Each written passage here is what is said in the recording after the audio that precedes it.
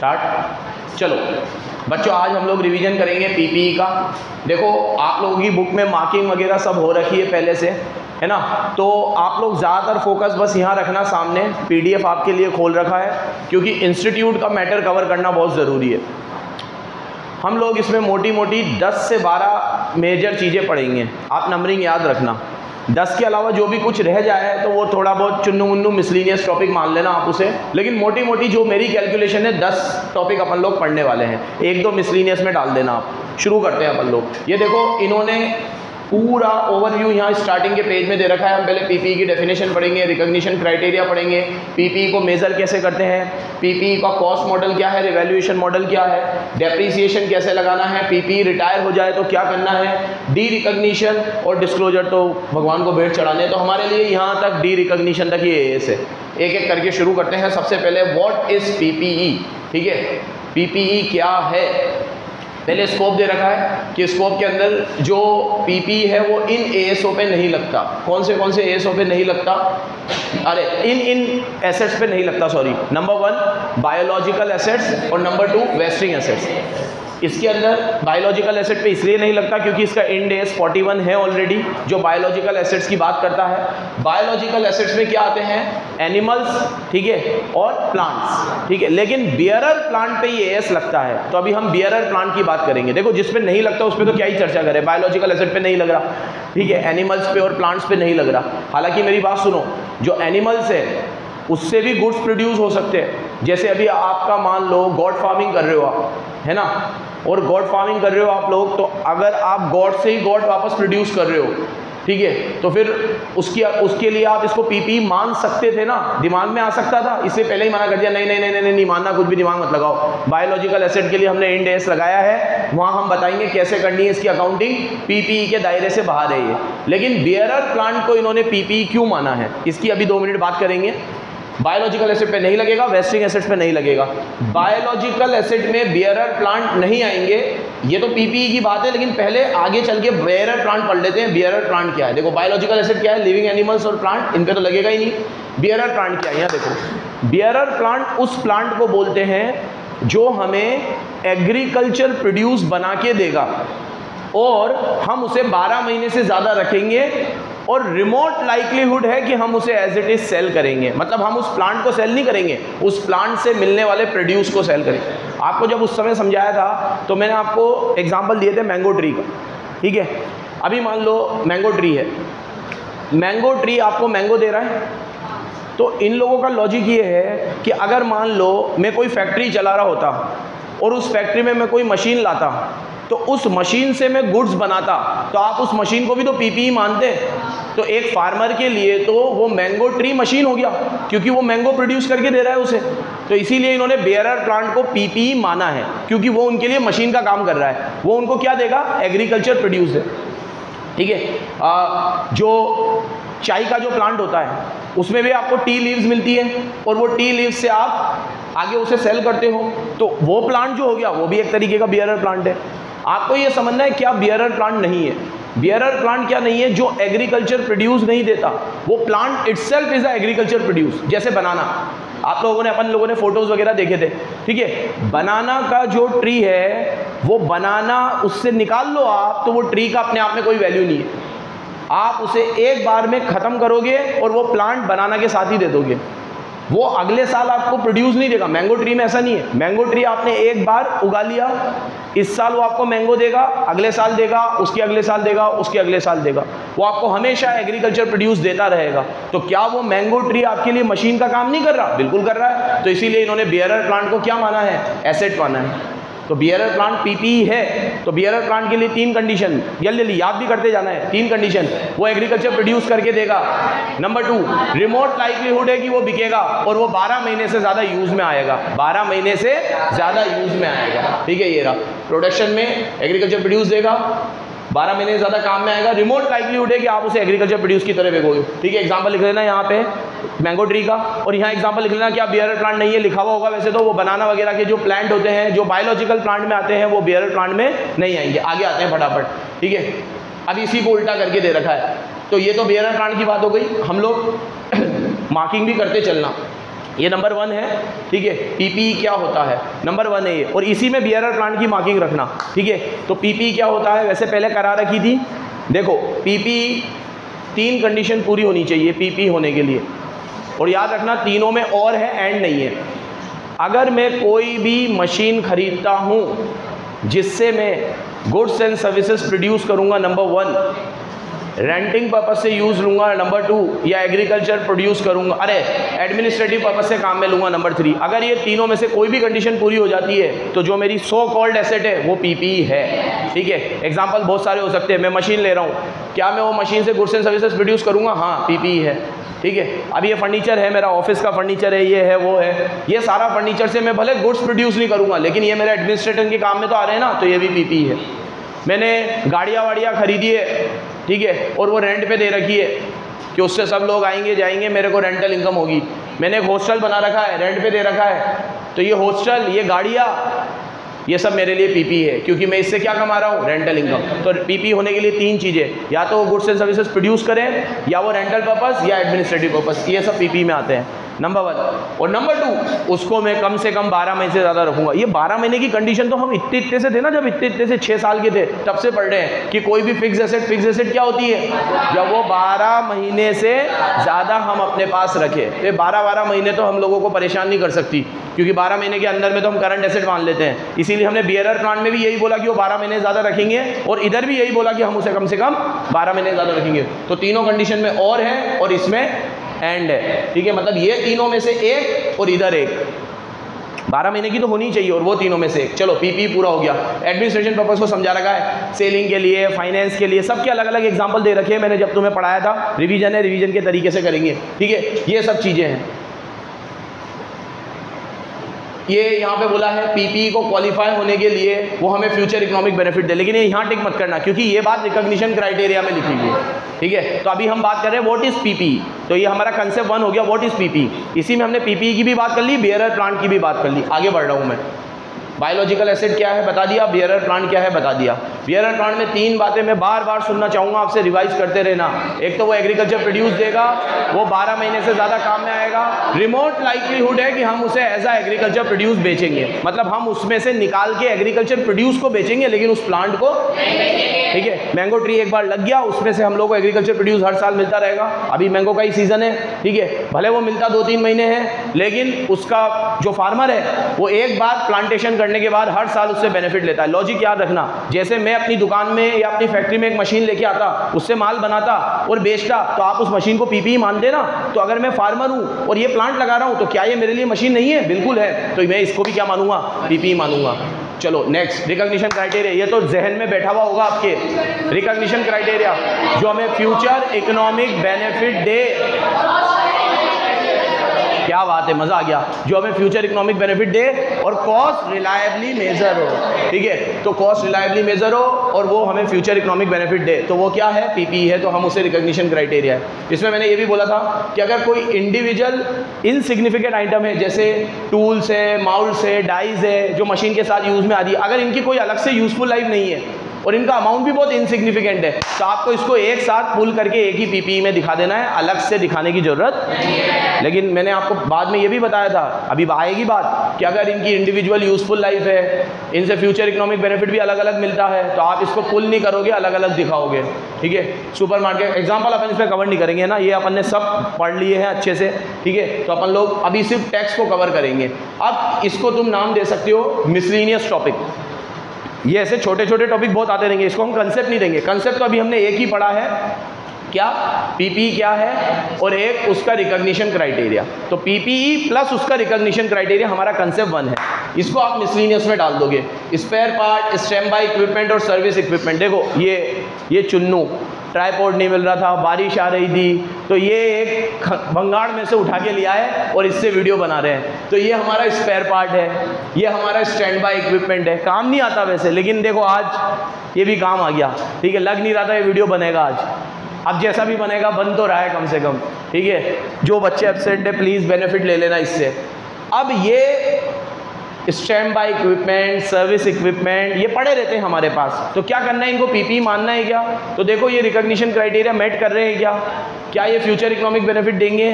क्या इनकी cost reliably major हो सकती है? इफ़ यस पीपी मान लो, इफ़ नो AS2 में इन्वेंट्री मान लो, ठीक है। तो if they meet the recognition criteria AS10, do not meet AS2, हटाओ इसको, ये मिसलिनियस में डालना है ना, मिसलिनियस में 1 हो गया ये। अब नंबर 2 मेजरमेंट, इस पर चर्चा थोड़ी लंबी चलेगी। अभी तक बात करिए पीपी क्या है, उसका रिकॉग्निशन क्राइटेरिया क्या है, बियरर प्लांट क्या है, बायोलॉजिकल एसिड क्या है, एक एक चीज दिमाग में नक्श रखना बिल्कुल, ठीक है। सुरभि फिर बोलना मत कि जब मैं लिखती हूँ तो मुझे वर्ड्स नहीं मिलते हैं, यही सारे वर्ड है जो हमें लिखने हैं, ठीक है। चलो, मेजरमेंट ऑफ पीपी, जब आप क्या कह रही है,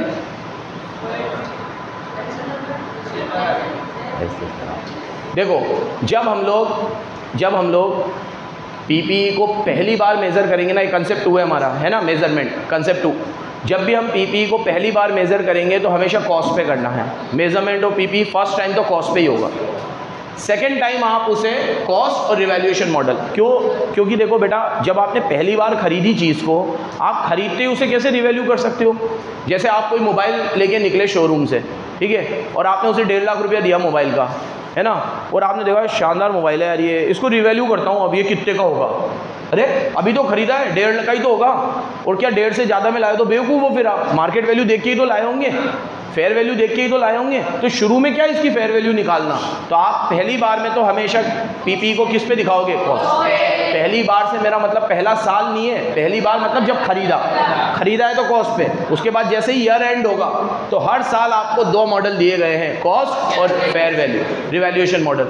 मैंने आपको पहले भी कहा था ये बात, रिवैल्यूएशन मॉडल इस एएस की सबसे बड़ी देन है। मुझे इस एएस में जो सबसे प्यारी चीज़ लगती है वो है रिवैल्यूएशन मॉडल। इसने बरसों पुरानी प्रथा को तोड़ा है, इस एएस ने। बरसों से हम पढ़ते आ रहे थे हिस्टोरिकल कॉस्ट, हर चीज़ को कॉस्ट पे दिखाओ। इस एएस ने कितनी कमाल बात कर दी कि अगर आपने 10 साल पहले कोई पीपी खरीदी थी, वो 15 लाख रुपए की थी, लैंड की बात करते हैं, और आज वो 15 लाख की नहीं है, 1.5 करोड़ की है, तो दिखाओ ना 1.5 करोड़ पे, क्यों 15 लाख पे रो रहे हो उसे? आज बेचने जाओगे तो 1.5 करोड़ में बिक जाएगी वो। तो इसीलिए ये एएस हमें रिवैल्यूएशन मॉडल अडॉप्ट करने की अनुमति देता है। इस एएस की सबसे बढ़िया बात कि ये फेयर वैल्यू अलाउ करता है। बेटा तो सुनिए ना बराबर, तो इसको इनिशियल पे तो कॉस्ट पे दिखा दो, नहीं तो बाद में कॉस्ट और रिवैल्यूएशन किसी पे भी दिखा सकते हो। अब कॉस्ट के अंदर क्या क्या आएगा, ये मेजर कंसेप्ट 2 में ही चल रहा है। कॉस्ट में क्या क्या आएगा? Cost of item of PP. मैं पहले आपको एक बात और बता दूं बच्चों, कॉस्ट के लिए इसको 2-1-2-2 ऐसे करना, क्योंकि अभी हम बात करेंगे जब हम खुद बना रहे हैं, परचेज कर रहे हैं, फिर हम बात करेंगे एक्सचेंज में लेके आते हैं, फिर हम बात करते गवर्नमेंट ग्रांट के रूप में मिल जाती, फिर हम बात करते कंसोलिडेशन, एक साथ बहुत सारी एसेट मिल जाती, तो उसको कैसे दिखाना है, याद है ना पूरी पिक्चर। तो ये सब मेजरमेंट में ही चल रहा है, तो हम मेजरमेंट को 2-1, 2-2, 2-3 या इन सबको अलग अलग पॉइंट भी दे सकते हैं। मार्किंग बराबर रखना, याद रहे हमने कितनी चीज़ें पढ़ी है, इससे क्या पढ़ने में बहुत मज़ा आता है, इंटरेस्ट आ जाता है। जैसे लॉ कैसे पढ़ते हैं हम लोग, सेक्शन वाइज, ठीक है। अब इसमें सेक्शन तो है नहीं, तो हमने अपनी तरफ से ये सेक्शन दे दिए हैं, ये कंसेप्ट 1 है, ये 2 है, ये 3 है। पढ़ने बैठे तो भमा बम पेश, ठीक है। चलो, पहला, जब भी हम किसी चीज़ को खरीदेंगे तो उसमें सबसे पहले परचेज कॉस्ट है, परचेज प्राइस आई जितने में खरीदा।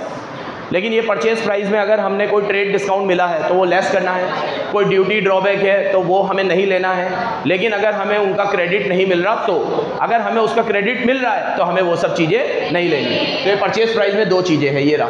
परचेज प्राइस में इंपोर्ट ड्यूटी वगैरह तो लेस करना है, ठीक है, अरे ऐड करना है कब? If they are non refundable, मतलब हमें इसका इनपुट नहीं मिला। हम तो टैक्स पढ़ चुके हैं, तो हम यही वर्ड यूज़ करें कि हमें इसका इनपुट नहीं मिला। और ट्रेड डिस्काउंट लेस करना है, साथ के साथ ये भी बता दूँ, ट्रेड डिस्काउंट लेस करना है, कैश डिस्काउंट लेस। तो ये तो परचेज प्राइस में आएगा। डायरेक्टली एट्रीब्यूटेबल कॉस्ट में सुनो, उस पीपीई को मैनेजमेंट जिस कंडीशन में और प्रेजेंट लोकेशन में जहां वो लाना चाहता है, वहां तक लाने के जो भी खर्चे हैं वो डायरेक्टली एट्रीब्यूटेबल, जैसे फ्रेट दी हमने, उसको लाने के लिए इंस्टॉलेशन करवाया हमने, उसको पीपीई को रखने के लिए एक प्लेटफॉर्म बनाया हमने, ये सारे खर्चे उस पीपीई को यूज़ करने के लिए ज़रूरी थे। अगर मैं ये खर्चे ना करता तो मैं पीपीई को यूज़ ही नहीं कर पाता।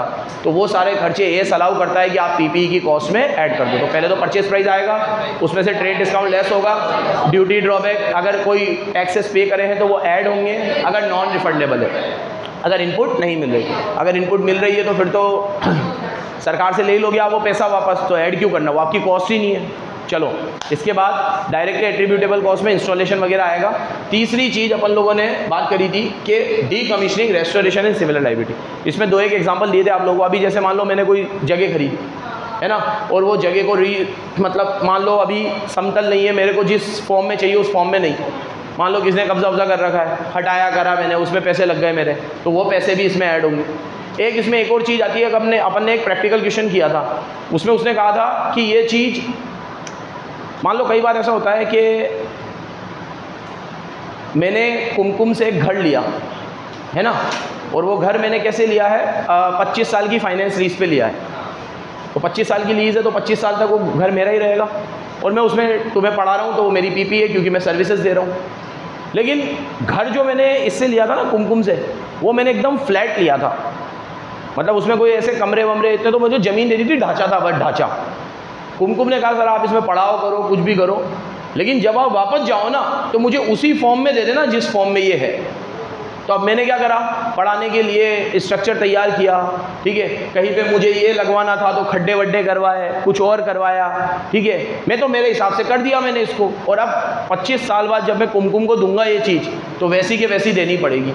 तो ये खर्चे अपन लोगों ने, याद है, इतने खर्चे जो बाद में होंगे, ये खर्चे भी आज आप पीपी की कॉस्ट में ऐड करेंगे। अपन ने उसकी प्रेजेंट वैल्यू निकाली थी, तो वो प्रेजेंट वैल्यू निकाल कर वो ऐड करना, वो भी एक तरीके से यही है, डीकमीशनिंग, रेस्टोरेशन है, सिमिलर लायबिलिटी। तो अगर आप कोई भी एसेट लेते हो और उसी समय पे पता होता है कि उसे जब वापस दोगे, वैसे तो एसेट आपकी होती है, किसी को देनी नहीं होती, लेकिन इसमें सबसे बेस्ट एग्जांपल फाइनेंस लीज का ही बैठेगा, क्योंकि फाइनेंस लीज में आपको एसेट भी देनी है और वो है भी आपकी। क्योंकि अब मैं तुम्हें लीज पढ़ा चुका हूँ तो मैं आराम से तुम्हें रिलेट कर सकता हूँ। अपन रिवीजन कर रहे हैं, जब हमने ए स्ट्रेंथ पढ़ा था तब हमने लीज नहीं पढ़ा था, आज हम लीज पढ़ चुके हैं। तो लीज में जब हम फाइनेंस लीज पे एसेट लेते हैं तो क्या लेसी उसे अपनी बुक में रिकॉर्ड कर लेता है? बिल्कुल करता है, करता है नहीं करता? तो लेसी जब उसे अपनी बुक में रिकॉर्ड करेगा तो वो कॉस्ट लेगा, है ना, और वो कॉस्ट के अंदर ये ए स्ट्रेंथ कहता है कि पीपी की कॉस्ट में ये कॉस्ट भी आ सकती है, तो ये कॉस्ट भी वो आज ही ऐड कर लेगा। जबकि ये कॉस्ट कब लगेगी? 25 साल बाद। लेकिन 25 साल बाद लगेगी, लेकिन आप इसको आज ही ले रहे हो तो प्रेजेंट वैल्यू पे लेना। किस पे लेना? Present value. इसकी एंट्री भी बता देता हूँ मैं, शायद जब तुम्हें मैंने ओरिजिनल टाइम पे पढ़ाया था ना तो एंट्री रह गई थी इसकी, ठीक है। देखो अभी आपने पीपी खरीदी तो आप एंट्री करोगे पीपी अकाउंट डेबिट, है ना, और आप जितने भी पैसे दोगे तो आप लिखोगे कैश या बैंक। अब सवाल ये उठता है कि अगर आपने उस एसेट के 50 लाख दिए तो यहाँ तो 50 लाख आएंगे, लेकिन ये जो डी कमीशनिंग के पैसे ये तो आप 25 साल बाद दोगे, आप तो आज इसकी प्रेजेंट वैल्यू ले रहे हो। तो मान लो प्रेजेंट वैल्यू 10 लाख आती है, तो आप यहाँ 10 लाख से प्रोविजन बना देना। बताई थी क्या ये बात पहले? ठीक है, पता नहीं, मुझे शायद याद नहीं आ रहा, ये शायद रह गई थी ये चीज़। तो प्रोविजन फॉर पीपीई, क्योंकि ये मेरा भाई कह रहा है कि इसको रिकॉर्ड तो 60 पे करो, तो कैसे करो? जेब में से तो 50 ही गए हैं, तो 10 लाख से आप क्या क्रिएट कर देना? प्रोविजन। तो यहाँ 10 लाख से पीपीई बढ़ जाएगी एसेट साइड में, और यहाँ लाइबिलिटी साइड में प्रोविजन बढ़ जाएगा। तो ये बात याद रखना, क्योंकि पे तो आपने 50 ही किए है ना, तो ये एंट्री भी याद रखना, PPE account debit to cash और टू प्रोविजन फॉर पीपीई। चलो ये तो हो गया। अब क्या क्या पीपीई की कॉस्ट में नहीं आएगा, याद रखना। ये कंसेप्ट नंबर 2 चल रहा है, मेजरमेंट। परचेज की बात कर ली, डायरेक्टली एट्रीब्यूटेबल की बात कर ली, ठीक है, इसको प्रेजेंट लोकेशन तक लाने के खर्चे, इसमें ये सब चीज़ें नहीं आएंगी, ये टिक कर लेना, टिक तो करा हुआ ही है तुमने। क्या क्या नहीं आएगा, ठीक है, मतलब कोई ऐसी कॉस्ट जो आप इंकर्ड कर रहे हो जो उसे प्रेजेंट कैपेसिटी तक लाने के खर्चे तो हो गए, लेकिन अब आप उसे 100% कैपेसिटी पे लाना चाहते हो, उसके लिए कोई खर्चे कर रहे हो, तो वो पीपी की कॉस्ट में, क्योंकि पीपी आज इस्टेब्लिश तो हो गई ना, आप उसे 100% कैपेसिटी पे लाने के लिए या अपने तरीके से चेंज करने के लिए थोड़े स्पेसिफिकेशन अपन करवाते रहते हैं, वो पीपी की कॉस्ट में ऐड। जैसे इसका बेस्ट एग्जांपल, मैंने घर बनवाया, अब घर तो मैंने बना लिया, मेरा इंटीरियर पैसे भी लेके, पहले भी यही एग्जांपल दिया था, लेकिन उसके बाद मेरी मम्मी ने कहा यार बेटा ये वाली चीज़ तो इधर होनी चाहिए थी, तो ज़्यादा अच्छी थी, ये चीज़ तूने यहाँ क्यों दे दी, ठीक है, ये यहाँ अच्छा नहीं लग रहा। तो मेरी मम्मी के कहने पे मैंने थोड़े बहुत चेंजेस और करवा दिए उसमें, तो ये पीपी की कॉस्ट में ऐड, क्योंकि वो पीपी तो इस्टेब्लिश हो चुकी थी, वो जिस फॉर्म में चाहिए थी उस फॉर्म में आ चुकी है। बाद के खर्चे तो ज़िंदगी में, घर एक ऐसी चीज़ है जिसमें आप कितना भी अच्छा बना लो, आप पूरे घर वालों को खुश नहीं कर पाओगे। कोई ना कोई कुछ ना कुछ नई चीज़ लेके आएगा, इसमें ऐसा होता, इसमें वैसा होता, फिर इनॉग्रेशन में एक रिश्तेदार और आएंगे, ये तो ऐसे कर लिया तुम्हारी एसएस कराने को, तो करते रहो बार बार बार बार बार बार, तो क्या सारी चीज़ों को ऐड करता रहूँगा क्या? नहीं, वो तो चीज़ एक बार हो गई जो हो गई। इनिशियल लॉसेस भी ऐड नहीं होते, और रीलोकेशन और रीऑर्गेनाइजेशन के खर्चे, इसमें एग्जांपल दिया था मैंने कि अभी मान लो ये कोचिन है, थोड़े समय के लिए मेरे को यहाँ पे कोई रिनोवेशन करवाना है, तो थोड़े समय के लिए मैं तुम लोगों को दूसरी जगह पे ले गया, तो वो रीलोकेशन और रीऑर्गेनाइजेशन के खर्चे वो भी पीपी की कॉस्ट में ऐड नहीं होगा। टिक कर लेना, टिक विक तो सब हो रखा होगा, फटाफट देखेंगे। अब डायरेक्टली क्या ऐड होगा, वो तो ऐड नहीं होगा। एम्प्लॉय के खर्चे, साइट प्रिपरेशन, हैंडलिंग। याद है अपन लोगों ने जब प्रैक्टिकल क्वेश्चन किया था तो इसमें सब इसी नाम से थे, तो अगर हमें ये नाम याद है ना तो क्वेश्चन में हम इतना ईजिली रिलेट कर पाएंगे, ये रहा, ये तो पढ़ा है, ये तो पढ़ा है, ये तो पढ़ा है, ठीक है। तो इंस्टॉलेशन के खर्चे, एम्प्लॉय बेनिफिट में मैं वो वाली बात बता देता हूँ तुम्हें। एम्प्लॉय बेनिफिट में अगर एम्प्लॉय मेरी पीपीई के अंदर डायरेक्टली इन्वॉल्व है तो खर्चा ऐड होगा, जनरल ओवरहेड ऐड। जैसे मैंने एग्जांपल दिया था कि मैं एम्प्लॉय को सैलरी देता हूँ 20,000, और मैंने कहा ये पीपीई बन रही है, थोड़ी देर इधर भी देख लिया अगर, तो सैलरी तो वो अभी भी 20 ले रहा है, लेकिन मैं मान रहा हूँ कि 5 की सैलरी इधर है और 15 की उधर है, तो वो 5 ऐड नहीं होंगे, क्योंकि ये मैं सिर्फ अलोकेट कर रहा हूँ, दे तो मैं 20 ही रहा हूँ ना उसे। लेकिन मैं अगर उसे ये कहता कि 20,000 रुपये तेरी सैलरी है, मेरा हॉस्टल बन रहा है, तू वहाँ पे देख, और 10,000 मैं तेरे को एक्स्ट्रा दूंगा उसके, तो वो 10,000 रुपये पीपी की कॉस्ट में ऐड होगा। ये बात याद रखना, ठीक है। तो एम्प्लॉय बेनिफिट ऐड होगा एज डिफाइन इन AS 15। ये तुम्हें फिर मुर्सा सर AS 15 में भी पढ़ाएंगे इसका क्या पिक्चर है, ठीक है। तो जो भी चीज़ आपका कंस्ट्रक्शन और एक्विजिशन में लगा है वो आएगा, साइट प्रिपरेशन का खर्चा, इनिशियल, इंस्टॉलेशन, ये सब। टेस्टिंग पे थोड़ी 2 मिनट बात कर लेते हैं। टेस्टिंग पे हम लोगों ने 2 बात करी थी। टेस्टिंग बहुत गौर से सुनना, बहुत गौर से देखो। जब पीपीई तैयार होती है, ठीक है, तो पीपीई तैयार होती है तो हम लोग उसकी टेस्टिंग करवाते हैं, तो वो टेस्टिंग का खर्चा ऐड होगा। लेकिन वो टेस्टिंग से अगर कोई इनडायरेक्ट इनकम आ जाती है, डायरेक्ट इनकम आ जाती है, तो वो इसी में से लेस भी हो जाएगी। इसका बेस्ट एग्जांपल अपन लोगों ने उस समय भी दिया था ट्रेन का, ठीक है। एक दिया था घर का, मैंने कहा था घर बन रहा है और पार्किंग की जगह पे दे दिया, वो अलग चीज़ है, ये अलग चीज़ है। तो मैं अब दोनों को एक साथ ही बता देता हूँ। देखो, अभी सरकार ने बहुत सारी वंदे भारत ट्रेन चलाई। जितनी भी वंदे भारत ट्रेन चली ना बेटा भारत में, वो सबकी सरकार ने टेस्टिंग भी कराई, क्योंकि बड़ा प्रोजेक्ट है, इसकी स्पीड वगैरह भी ज़्यादा है नॉर्मल ट्रेनों से, और एक नई चीज़ है, तो देखा यार टेस्टिंग तो ज़रूरी होती है, हर चीज़ सरकार तो करवाती है। तो सरकार ने जब टेस्टिंग करवाई ना, तो सब लोगों को बिठाया उसमें ट्रेन में, खाली तो दौड़ाएंगे नहीं, तो सबसे एक नॉमिनल चार्ज लिया, 100 रुपये, 150 रुपये, 500 रुपये, जो भी लिए, तो वो पैसा उस टेस्टिंग की कॉस्ट में से लेस होगा। ये मैंने उस समय बताया था। अब इसको साइड में रखो। अगर मान लो कोई ऐसी इनडायरेक्ट इनकम आ रही है जिसका पीपीई से कोई लेना देना नहीं है, अलग से ही कोई इनकम है, जैसे मैंने आपको एग्जांपल दिया था, घर बन रहा है, तो अब घर या कोई बिल्डिंग बना रहा हूँ मैं बहुत बड़ी, लेकिन वो फेजेस में बना रहा हूँ। मैंने SBUT का एग्जांपल दिया था आप लोगों को, ठीक है। तो वो मुंबई में जो SBUT की बिल्डिंग बन रही है 7 फेज़ में बनेगी, और कितना बड़ा प्रोजेक्ट है, 10 साल से तो चल रहा है अभी, तो और कितना चलेगा। तो अभी मान लो जब तक मैं इधर कंस्ट्रक्शन कर रहा हूँ तब तक इधर वाला पूरा एरिया खाली है, तो मैंने इसको पार्किंग के लिए दे दिया। पार्किंग के लिए दे दिया तो मेरे पास थोड़े बहुत पैसे आ गए। तो ये पैसे पीपीई की कॉस्ट में से लेस मत करना, इसको मिसलिनियस इनकम मानना, ये अदर इनकम है, क्योंकि ये एकदम एंटायरली नई इनकम है। यहाँ पे तो क्या था, टेस्टिंग करानी जरूरी थी, तो टेस्टिंग से ही थोड़े पैसे भी आ गए, तो वो पैसे टेस्टिंग की कॉस्ट में से लेस हो गए। यहाँ पे क्या है, पीपीई खाली पड़ी है, जगह खाली है, जगह खाली है, तो मैंने सोचा थोड़ा कमा लेते हैं इससे। तो इससे जो कमाई होगी वो एक तरीके की मेरी अदर इनकम है, इसको आप पीपीई की कॉस्ट में से लेस। क्या आप ये दोनों बातें याद रखोगे? क्या आप इन दोनों को अलग कर पाओगे? क्वेश्चन देख के कंफ्यूज तो नहीं हो जाओगे? तो टेस्टिंग की कॉस्ट में से टेस्टिंग की इनकम लेस करनी है, बोलो। बट अपार्ट फ्रॉम दैट कोई और अदर इनकम आती है जो कॉस्ट से डायरेक्टली एट्रीब्यूटेबल नहीं है, वो सीधी P&L जाएगी। इस बात को यहीं लिख लो, ये आगे तो आएगी सही, यहीं लिख लो कि टेस्टिंग की इनकम यहाँ से लेस होगी, और यहीं पे लिख लो कोई apart from testing other income है, तो वो पीपी की कॉस्ट में से लेस हो जाएगी। अरे सॉरी, वो P&L में जाएगी अदर इनकम में, P&L में जाएगी अदर इनकम में। तुम्हारी जिस भी भाषा में लिख सकते हो लिख लो, मैं आगे बढ़ रहा हूँ। बेटा ऐसा रिवीजन चाहिए कि मैंने 1 घंटा दे दिया ना, अब तुम लोगों को दोबारा कोई टाइम ना देना पड़े, नक्श हो जाए ये इस दिमाग में, ठीक है। पूरे नंबर चाहिए इसे इसमें। आगे देखो, कुछ ऐसी कॉस्ट जो हम लोग पीपी की कॉस्ट में नहीं लेते हैं, कोई ये सर ऊपर भी दिया नीचे भी दिया, एक्चुअली क्या है कि ऊपर वो डायरेक्टली एट्रीब्यूटेबल के एक्सेप्शन दे रहा था कि ये डायरेक्टली एट्रीब्यूटेबल नहीं है, ये नहीं है, और ये जनरल है कि ये तो पीपी में कभी आएंगे ही नहीं। जैसे मेरी बात सुनो, मैंने आपको 3 चीज़ें बताई है जो पीपी में आएगी, एक तो परचेज प्राइस, एक डायरेक्टली एट्रीब्यूटेबल, एक डीकमीशनिंग, वेरी गुड, ठीक है। तो वो 3 चीज़ें, तो उसने जब परचेज समझाया ना, तो परचेज में वो ले रहा था, डिस्काउंट वगैरह लेस कर रहा था। फिर उसने डायरेक्टली एट्रीब्यूटेबल समझाया, तो वो डायरेक्टली एट्रीब्यूटेबल में क्या क्या नहीं आ सकता वो समझा रहा था। तो एक तरीके से वो पीपी में नहीं आएगा। अब ये डायरेक्ट एट्रीब्यूटेबल समझा दिया, साइट रिकंस्ट्रक्शन भी समझा दिया, पटक दो इसको। अब जनरली समझा रहा है कि ये चीज़ें भी पीपी में, हालांकि दोनों का मतलब तो यही है कि वो भी नहीं आएगा, ये भी नहीं आएगा। पीपी की कॉस्ट में ये सब नहीं आएंगे। क्या क्या नहीं आएंगे? कोई नई फैसिलिटी, कोई इनॉग्रेशन की कॉस्ट, वो बताया था आप लोगों को मैंने। आप लोग जब भी कोई नई चीज़ खोलते हो तो इनॉग्रेशन करते हैं अपन लोग, है ना, लोगों को बुलाते हैं, छोटी मोटी पार्टी, कचौरी समोसे खिलाते हैं, ये करते हैं वो करते हैं, तो वो सब कॉस्ट नहीं आएगी, इनॉग्रेशन की कॉस्ट है। वो क्यों आएगी? आप सोचो ना, पीपी तो बन के तैयार हो गई, अब उसका डिंडोरा पीटने की कॉस्ट नहीं आएगी, बनाने की कॉस्ट तो आ गई ना।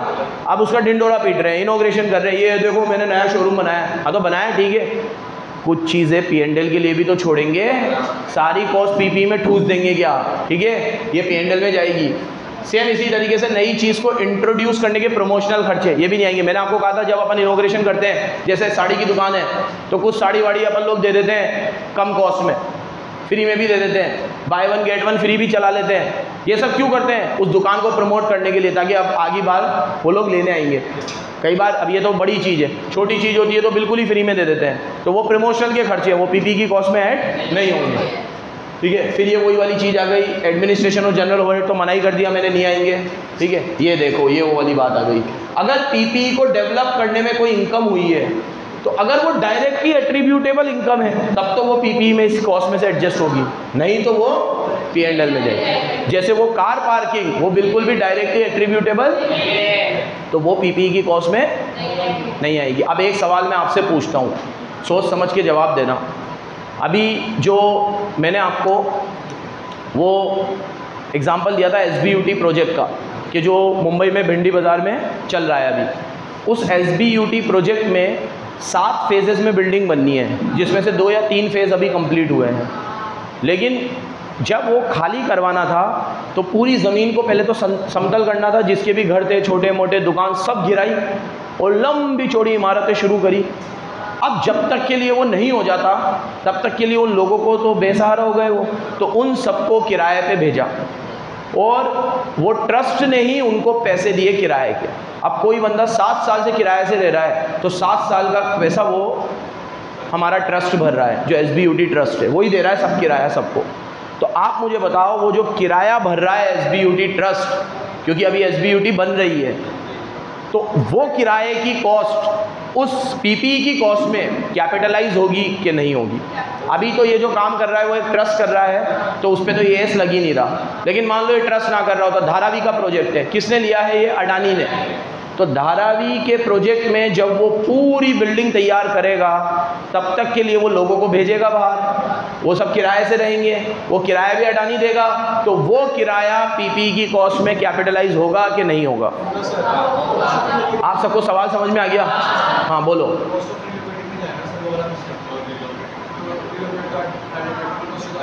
ठीक है, गुड। और हाँ याशी,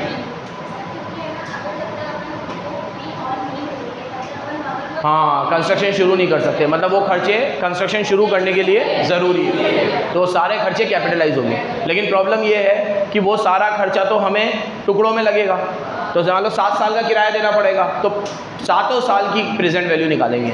यही मैंने अभी कहा था, वो रीलोकेशन और रीऑर्गेनाइजेशन और साइट प्रिपरेशन में आ जाएंगे, तो वो सारे खर्चे लगेंगे वो फ्यूचर में, लेकिन उसको आज ही पीपी की कॉस्ट में ऐड कर लेंगे क्योंकि वो ज़रूरी है, P&L में नहीं डालेंगे उसे। आई थिंक आप लोगों को कंसेप्ट में एकदम क्लैरिटी आ गई है, आप इसमें जरा सी भी गड़बड़ नहीं करोगे। ठीक है, चलो आगे आओ। इलस्ट्रेशंस मैं आप पे छोड़ रहा हूँ, अपन पहले कर चुके हैं, दोबारा अपन लोग अभी करने की टाइम बचा तो बाद में देखेंगे, लेकिन अभी मेरे को कंसेप्ट कवर कराना है। ये डीकमीशनिंग हो गया पूरा। अब आगे आओ, सेल्फ कंस्ट्रक्शन मत बात करो। अगर आपने मेजरमेंट वाले पॉइंट को 2A दिया था परचेज वाले को, तो आप कंस्ट्रक्शन सेल्फ कंस्ट्रक्शन को 2B देना, और अगर आप नॉर्मल चलाना चाहते हो तो वो 2 था और ये 3 है, लेकिन नंबरिंग बराबर रखना, इसको 3 दे दो तुम। सेल्फ कंस्ट्रक्टेड एसेट, ये सब कॉस्ट में ही चल रहा है, मेजरमेंट ऑफ कॉस्ट में चल रहा है। ये पहले पढ़ा अपन ने कॉस्ट ऑफ परचेज एसेट, अब पढ़ेंगे cost of self construction. Purchase asset में हमने परचेज प्राइस लिया, रिवीजन का भी रिवीजन। यहाँ देखो पहले परचेज कॉस्ट लिया, उसमें से ट्रेड डिस्काउंट लेस किया, कोई भी इनपुट जिनका इनपुट नहीं मिलता वो टैक्सेस हमने क्या किए, ऐड किए। फिर हमने डायरेक्टली एट्रीब्यूटेबल ली, उसमें टेस्टिंग वाली बात, अदर इनकम वाली बात, और उसके बाद decommissioning and restoration of similar value, वो भी हमने ऐड किया। Very good. अब तीसरा लेते हैं। हाँ कुछ बोल रहा है वाला? हाँ उसके अंदर फिर हमने कुछ कॉस्ट नहीं भी लिए, जैसे एडवर्टीजमेंट, इनॉग्रेशन, प्रमोशनल, ये सब खर्चे हम लोगों ने नहीं लिए। भाई ये बन रही है सही, ये जितनी बन सकती है उतनी बन रही होगी। हाँ कर लो ना, बन भी तुमने ही किया है। अले अले अले अले यहाँ देखिए बेटा, यहाँ देखो। चलो आगे आओ। Self constructed asset. बच्चों अगर हम लोग कोई एसेट को खुद बना रहे हैं तो भैया इसमें 2 बातें हो जाएंगी। क्या जब जो एसेट हम खुद बना रहे हैं उसको हम एज आ इन्वेंट्री बेचते भी है क्या? ऐसा भी तो हो सकता है। जैसे डेल का एग्जांपल दिया था, वो लैपटॉप बना रहा है, बेच भी रहा है, लेकिन वो अपने एडमिनिस्ट्रेशन पर्पस में भी तो डेल का यूज़ कर रहा होगा, या वो दूसरों को बोलता होगा तुम तो HP चलाओ, HP बढ़िया है। हाँ, और कोई कस्टमर आता है तो देख रहा है तुम्हारे स्टाफ के पास तो HP है और बेच रहे हो डेल, तो वो डेल ही तो यूज़ करता होगा। तो अगर वो डेल का लैपटॉप अपने एडमिनिस्ट्रेटिव पर्पस से यूज़ में ले रहा है तो उसके लिए PPE है, और वो डेल का लैपटॉप बेच रहा है तो इन्वेंट्री भी है, तो एट द सेम टाइम वो इन्वेंट्री भी है, PPE भी है। तो इसके लिए सिंपल सी गणित है कि जितने में आप उसे इन्वेंट्री के रूप में बेचते हो उसमें से सेलिंग प्रॉफिट हटा देना अपना, और वो कॉस्ट पे मेजर करना। कॉस्ट मॉडल है तो कॉस्ट मॉडल है, कॉस्ट पे लेंगे। If enterprise make similar asset in the normal course of business, तो आप उसकी कॉस्ट लोगे, इंटरनल प्रॉफिट को एलिमिनेट करोगे, आप अपने आप से थोड़ी प्रॉफिट कमाओगे। ठीक है, तो अगर डेल का लैपटॉप मैं 50 में बना के 60 में बेच रहा हूँ तो मेरे लिए तो 50 का ही है ना, तो बेचूंगा भले 60 में, लेकिन मैं PPE की कॉस्ट कितनी लूँगा? 50। इंटरनल प्रॉफिट को एलिमिनेट करना है। अब एबनॉर्मल वेस्ट अगर उसमें कुछ हुआ है तो वो हटाना है, नॉर्मल नहीं हटाना, एबनॉर्मल हटाना है। बोरोइंग कॉस्ट अगर AS 16 अलाउ करता है तो AS 16 भी पढ़ चुके हैं। अगर क्वालिफाइंग एसेट है और AS 16 अलाउ करता है तो बोरोइंग कॉस्ट ऐड होगी, नहीं तो ऐड नहीं होगी। बियरर प्लांट की कॉस्ट भी ऐसे ही निकाली जाएगी जैसे सेल्फ जनरेटेड एसेट, क्योंकि बियरर प्लांट सेल्फ जनरेटेड ही होता है। जैसे अगर आपने मैंगो ट्री लगाया तो उसमें जो भी पैसा आपने लगाया वो प्लांट डेवलप हो गई, अब एक बार उससे मैंगो आने शुरू हो गए तो वो कॉस्ट वहाँ पे सीज हो जाएगी, बस वहाँ तक की कॉस्ट PPE की कॉस्ट में आएगी। उसके बाद जो कॉस्ट उसके रख रखाव के लगेंगे, these are normal repair and maintenance, और वो P&L में जाएंगे।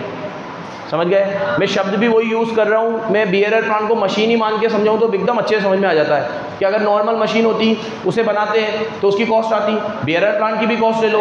अब मशीन का रिपेयर एंड मेंटेनेंस होता तो इसमें भी रख रखाव करने पड़ते हैं। फार्मर रहेगा, एक बंदा हमेशा रहेगा, उसकी सैलरी देनी पड़ेगी, पानी देगा, ये करेगा वो करेगा, तो जो भी वो नॉर्मल खर्चे हैं वो तो सब P&L में जाएंगे एक बार बियरर प्लांट इस्टेब्लिश हो गया उसके बाद।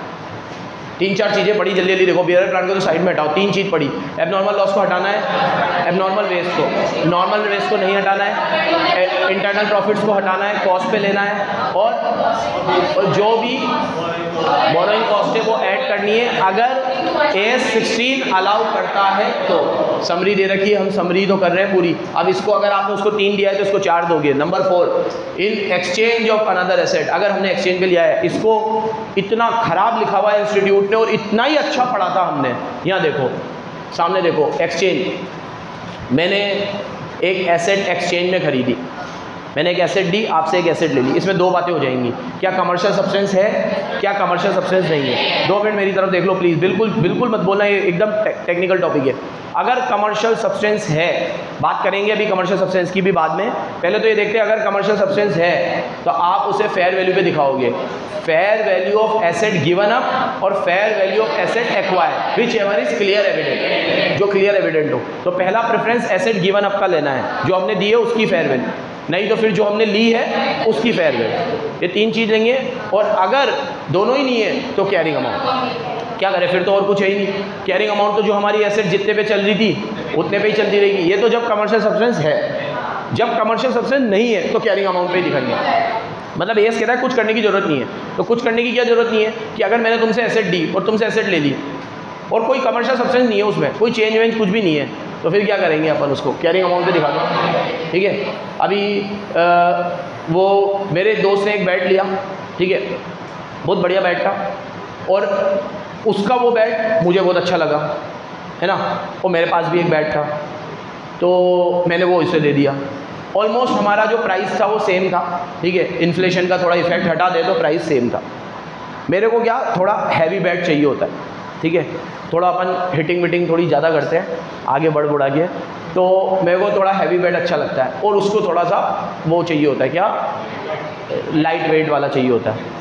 अब मेरे पास वो लाइट वेट वाला था, उसके पास हैवी था, ऑलमोस्ट कॉस्ट सेम थी, तो मैंने उससे वो बैट ले लिया और उसको मैंने मेरा बैट दे दिया थोड़ा टाइम पहले ही। ठीक है, अब हमारे इस ट्रांजेक्शन में कोई कमर्शियल सब्सटेंस नहीं है, क्योंकि बैट के बदले में बैट आया है। ठीक है, मेरा तो काम उससे भी चल ही रहा था और उसका भी उससे चल ही रहा था। हाँ, कई बार ऐसा हो जाता है कि ये बैट से तो मेरे बहुत बढ़िया रन बनते हैं, ठीक है, लेकिन वो अलग चीज़ है। अभी तो उसमें कमर्शियल सब्सटेंस नहीं था, तो इसको आप कैरिंग अमाउंट पे दिखाओगे। मतलब अगर मैं उस बैट को अभी 16,000 पे दिखा रहा हूँ अपनी बैलेंस शीट में, तो मैं अभी भी उसे 16,000 पे दिखाता रहूँगा, जबकि बैट के बदले में बैट चेंज हुआ है, नई चीज़ आई है, बट स्टिल मैं उसे 16,000 पे ही दिखाऊंगा, क्योंकि उसमें कमर्शियल सब्सटेंस नहीं था। अगर कमर्शियल सब्सटेंस है तो fair value of asset given up and fair value of asset acquired. याद रखना, एक क्वेश्चन करा था हम लोगों ने कैश वाला, वो सुन लो। Fair value of asset given up में जो एसेट हमने दिए ना, उसकी फेयर वैल्यू, लेकिन अगर हमने एसेट देने के साथ कैश भी दिया है तो कैश की फेयर वैल्यू उतनी होती है, तो दोनों को जोड़ के लेना। जैसे अभी मान लो मैंने तुम्हें कार दी, एक कार वाला एग्जांपल था इसमें, प्लीज़ अच्छे से सुनते रहना, मैं हर चीज़ कवर करना चाहता हूँ, हर चीज़। सामने देखो, मैंने तुम्हें कार दी 13 लाख, इसमें था एक क्वेश्चन 13 लाख का, साथ में मैंने तुम्हें 20,000 कैश भी दे दिए, तो मेरी जो एसेट गिवन अप है वो 13-20 है, तो मैं जो एसेट दिखाऊंगा 13-20 पे दिखाऊंगा। तो मेरे पास जो कार आई, कार अकाउंट डेबिट 13-20, और जो कार गई टू कार 13, क्योंकि उसकी कैरिंग अमाउंट 13 थी, और टू कैश 20। तो एक तरीके से एसेट को दिखाया मैंने 13-20 में, क्योंकि मेरी कार का फेयर वैल्यू था 13, हालांकि उसका कैरिंग अमाउंट भी 13 ही था मान लो, लेकिन अगर मान लो मेरी कार का फेयर वैल्यू होता 14, तो मैं कार को दिखाता 14, फिर मैंने कैश दिया, उसका कैरिंग अमाउंट, अरे उसका फेयर वैल्यू 20 है, क्योंकि मैंने 20 दिए हैं, तो कैश का कोई फेयर वैल्यू नहीं होता, जितना देते हैं उतना ही, बेटा जितना देते हैं उतना ही होता है। तो जो कार मैंने दी, अगर वो 13 की कैरिंग अमाउंट थी लेकिन फेयर वैल्यू 14 थी, तो मैं कार को दिखाऊंगा 14 और 20 और दिए हैं, तो 14-20 पे, तो कार अकाउंट डेबिट 14-20, और जो कार गई वो 13 की थी, तो टू कार 13, तो टू कैश, कैश भी गया 20, टू P&L, बाकी का पैसा कहाँ जाएगा। तो ये तो बात हुई जब मैं एसेट तुम्हें दूंगा और जो एसेट में दे रहा हूँ उसका फेयर वैल्यू है। अब अगर मैं जो एसेट दे रहा हूँ उसका कोई फेयर वैल्यू नहीं है, लेकिन जो ले रहा हूँ उसका फेयर वैल्यू है, तो उसका फेयर वैल्यू दिखा दो। Car account debit, fair value उसका, और जो मेरी जा रही है टू कार मेरा, और बाकी का वही P&L में। तो याद रखना, आप तो ये याद रख लो, तो आपको ये इतने केस समझने की जरूरत नहीं पड़ेगी कि अगर जो एसेट गिवन अप है उसका फेयर वैल्यू है तो वो लेंगे, नहीं तो जो एसेट एक्वायर है उसका फेयर वैल्यू लेंगे, which ever is clear evident. अब थोड़ी बात कर लेते हैं व्हाट इज कमर्शियल सब्सटेंस। इसने कमर्शियल सब्सटेंस की एक गंदी डेफिनेशन दे तो रखी है यहाँ पे, ये रहा, ये वाली, कि व्हाट इज कमर्शियल सब्सटेंस। इसको थोड़ा अच्छा करके समझ लेते हैं, मेरी तरफ देखो, ये रहा, पहले इसने चार्ट इसने खुद भी बना रखा है, तो ऊपर का आप पूरा काट सकते हो, ये चार्ट इसने भी बना रखा है, fair value of asset given up, fair value of asset receive, और नहीं तो फिर WDV ऑफ गिवन, मतलब कैरिंग अमाउंट, जो एसेट हमने दिया। अगर कमर्शियल सब्सटेंस नहीं है, अगर कमर्शियल सब्सटेंस है तो, और अगर नहीं है, कमर्शियल सब्सटेंस नहीं है, लैक कमर्शियल सब्सटेंस, तो फिर आप WDV पे ही दिखाओगे। किस पे दिखाओगे? WDV मतलब कैरिंग अमाउंट, मतलब जो जैसे चल रहा है। जैसे मेरे बैट के केस में, उसका बैट मैंने लिया, मेरा बैट उसने लिया, कोई कमर्शियल सब्सटेंस नहीं है, तो मेरा बैट मैं 16 पे दिखा रहा था, तो उस पर कितने पे दिखाऊंगा? 16 पे ही दिखाऊंगा। सुन रहे हो क्या चुनलाल? अब कमर्शियल सब्सटेंस का मतलब समझो, मैंने जो तुम्हें एसेट दी है और तुमने जो मुझे एसेट दी है, उन दोनों के अंदर कोई भी तरह का कैश फ्लो में उसकी रिस्क, टाइमिंग और अमाउंट में फ़र्क आना चाहिए, और वो फ़र्क फेयर वैल्यू के डिफरेंस से ज़्यादा हो। जैसे आज सपोज़ करो मैंने जो तुम्हें एसेट दी, तो मैंने तुम्हें कहा था, एग्जाम्पल ट्रक का दिया था, कि मैंने तुम्हें जो ट्रक दिया और तुमसे एक दूसरा ट्रक लिया, तो पहले जो तुम्हें मैंने ट्रक दिया था ना, उसमें जो मैं माल भरता था, और अब जो ट्रक मेरे पास है उसमें जो मैं माल भरता हूँ, उससे मेरे को 1.5 लाख का हर महीने फ़र्क पड़ जाता है। तो हर 12 महीने मेरे को 18 लाख का फ़र्क पड़ता है, मतलब मैं 18 लाख ज़्यादा कमाता हूँ उससे। अब ज़्यादा की बात नहीं है, कम कमाऊँ तो भी कमर्शियल सब्सटेंस तो है ना। तुम ज़्यादा कमाते होंगे फिर तो भी मेरे लिए कमर्शियल सब्सटेंस तो है। कमर्शियल सब्सटेंस का मतलब ये नहीं ज़्यादा कमाऊँ कम कमाऊँ, कैश फ्लो की रिस्क, टाइमिंग और अमाउंट में फ़र्क आना चाहिए। बोलो तो कैश फ्लो की, तो जो एसेट मेरा गिवन अप था और जो एसेट मेरा एक्वायर है, दोनों के कैश फ्लो की रिस्क, टाइमिंग और अमाउंट में क्या है, फ़र्क है। अगर फ़र्क है तो मतलब मेरे ट्रांजैक्शन में कमर्शियल सब्सटेंस है, नहीं तो नहीं है। अब वो जो फ़र्क आएगा ना मेरा, वो फ़र्क फेयर वैल्यू के डिफरेंस से ज़्यादा होना चाहिए। मतलब अभी जैसे सपोज करो मेरा 18 लाख का फ़र्क आया, तो जो एसेट मैंने तुमसे ली है ना, उसके लिए मैंने वैसे भी तुम्हें 18 लाख ज़्यादा ही दिया है। तो 18 लाख ज़्यादा देकर 18 लाख का फ़र्क आ भी गया तो क्या कमर्शियल सब्सटेंस है, कुछ फ़र्क ही नहीं पड़ा। मैं तुम्हें अगर जो एसेट दे रहा हूँ उसके बदले में तुम्हें 18 लाख एक्स्ट्रा भी तो दे ही रहा हूँ, और 18 लाख एक्स्ट्रा देके मुझे 18 लाख एक्स्ट्रा मिल जाएंगे एक साल में, एक साल बाद कुछ भी नहीं मिलेगा। तो इसका मतलब कोई कमर्शियल सब्सटेंस नहीं है। तो रिस्क, टाइमिंग, अमाउंट फ़र्क में फ़र्क होना चाहिए, और वो फ़र्क फेयर वैल्यू के फ़र्क से ज़्यादा। ठीक है, ये बात भी हमने करी थी। ये मतलब होता है किसका, एक एग्जांपल और मैंने तुम्हें दिया था, उर्विका के घर के पास एक प्लॉट है जो मेरा है, मेरे घर के पास एक प्लॉट है जो उर्विका का है। दोनों के अमाउंट वगैरह सेम है, लेकिन मैंने उर्विका से कहा, उर्विका तेरे घर के पास मेरा प्लॉट है तो उसकी देख रेख करने के लिए मुझे आना पड़ता है, मेरे घर के पास तेरा प्लॉट है उसके लिए तुझे आना पड़ता है। तो एक काम कर, तेरे घर के पास वाला प्लॉट मुझे दे दे, और अरे तेरे घर के पास वाला प्लॉट मैं जो तुझे दे देता हूँ क्योंकि वो मेरा है, और मेरे घर के पास वाला जो प्लॉट है वो तेरा है, मैं तुझे दे देता हूँ, अपन एक्सचेंज कर लेते हैं। ठीक है, तो ये चीज़ तेरी हो जाएगी, वो चीज़ मेरी हो जाएगी। अरे सॉरी, वो तेरे घर के पास वाला प्लॉट तेरा ही हो जाएगा और मेरे घर के पास वाला प्लॉट मेरा हो जाएगा, लेकिन अभी वो तेरा है तो अपन इसको एक्सचेंज कर ले, कुछ भी करने की जरूरत नहीं है। तेरा भी 1000 स्क्वायर फीट है, मेरा भी 1000 स्क्वायर फीट है।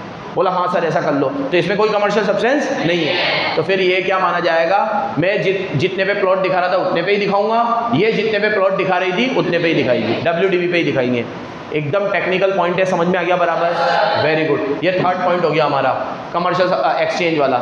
एक्सचेंज के एग्जांपल से अपन ने सारे करे थे। नंबर 4 स्पेशल केसेस, नंबर 4 है, नंबर 4 स्पेशल केसेस। यहाँ देखो, अगर मैं तुम लोगों को कोई PP ले रहा हूँ तुम लोगों से, लेकिन उसकी पेमेंट में डेफर्ड कर रहा हूँ, टुकड़ों में दे रहा हूँ, तो आज अगर मैं कैश प्राइस देता तो कितना देता, और टुकड़ों में दे रहा हूँ तो कितना दे रहा हूँ, दोनों का जो डिफरेंस है वो इंटरेस्ट है, उसको आप PP की कॉस्ट में ऐड। जैसे अगर मैं आपको डेफर्ड करके 15 लाख दे रहा हूँ, लेकिन उस चीज़ को मैं आज ही खरीद लेता तुमसे तो 12 लाख ही देने पड़ते, और टुकड़ों में दे रहा हूँ तो 15 लाख दे रहा हूँ, तो अब वो PP 15 की नहीं है, 12 की ही है, 3 लाख ब्याज है।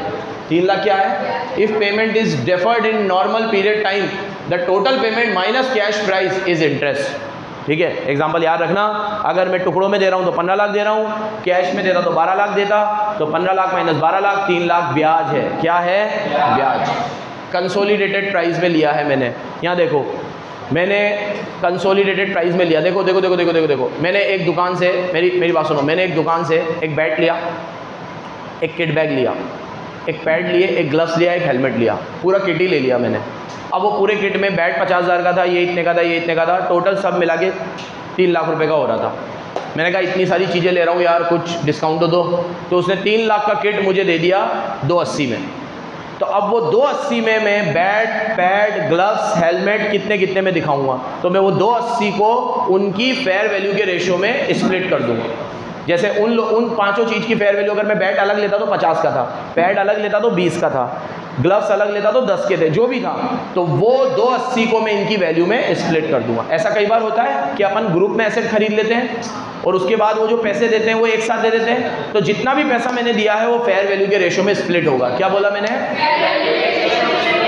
तो अगर वो किट को अलग अलग लेता तो कितने का पड़ता, 3 लाख का, एक साथ कितने में कटा, 280। तो क्या वो 280 को मैं बैट में, ग्लव्स में, पैड में, हेलमेट में, किट बैग में स्प्लिट कर सकता हूँ? फेयर वैल्यू के रेशियो। एग्जाम्पल थोड़े अलग अलग भी दे रहा हूँ ताकि याद रहे, याद रखोगे। चलो, अगर मैंने लीज पे खरीदी है तो AS 19 कहता है आप फाइनेंस लीज को एसेट दिखा सकते हो, और अगर मैंने गवर्नमेंट ग्रांट में खरीदी है तो AS 12 है। AS 12 हम पढ़ चुके हैं तो यहाँ चर्चा नहीं करेंगे। ठीक है, 5वां, ये भी इंपॉर्टेंट है, अगर मैं कोई भी डे टू डे सर्विसिंग कर रहा हूँ PPE में तो वो तो मैं उसको P&L में डालूंगा, लेकिन अगर मान लो कोई रिप्लेसमेंट हो रही है किसी चीज़ की तो फिर इसकी पिक्चर थोड़ी समझनी पड़ेगी। इसका एक क्वेश्चन भी बहुत ज़बरदस्त करा था अपन ने, ठीक है, एयरक्राफ्ट वाला। देखो सुन रही है बेटा याशी, ये कंसेप्ट नंबर 6 हो गया हमारा, ठीक है, अरे 5 हो गया, सॉरी 5 है ये, डे टू डे कमीशनिंग। इसमें मैंने बोला है नॉर्मल जो रिपेयर एंड मेंटेनेंस है वो तो डालने हैं, लेकिन रिप्लेसमेंट की बात थोड़ी अलग करनी है। जैसे एयरक्राफ्ट का एग्जांपल दिया है इसने, मेरी बात सुनो। एयरक्राफ्ट में क्या होता है कि अभी मान लो एयरक्राफ्ट की, अभी तो एयरक्राफ्ट की बात करने में डर लगता है थोड़ा, ठीक है, तो अभी कोई एयरक्राफ्ट है, उसका इंजन मान लो 5 साल चलेगा और उसकी जो बॉडी है पूरी वो 10 साल चलेगी। तो अब मान लो इंजन 5 साल चलना था, लेकिन 5 साल के बाद ही रिप्लेस हो गया वो, 1 साल 2 साल बाद, या इंजन के जो इतने दूसरी चीज़ें दी है एयरक्राफ्ट से रिलेटेड, ये सब चीज़ें, कन्वेयर बेल्ट हो गया, वायर रॉक्स हो गया, मतलब अभी जब ये एयर इंडिया का क्रैश हुआ ना, तो ऐसी ऐसी चीज़ें जानने को मिली कि क्या क्या होता है। देखी होगी तुमने भी वीडियोज़ वगैरह बहुत सारी, ठीक है। ब्लैक बॉक्स क्या होता है ये पता चला पहली बार भाई, ब्लैक बॉक्स क्या होता है, इसका नाम ब्लैक क्यों है, ये ऑरेंज कलर का है। एयरक्राफ्ट के बारे में मतलब मेरा बुरहानुद्दीन है ना, वो बहुत डरता है प्लेन में बैठने से। अब मैं भी डरने लग गया हूँ, मेरी वाइफ भी डरने लगी है, सब डरने लग गए, कुछ भी हो सकता है भाई। तो अभी एयरक्राफ्ट के अंदर बहुत सारी चीज़ें होती है भाई, सामने देखो, और सबकी यूज़फुल लाइफ अलग अलग होती है, अलग अलग होती है।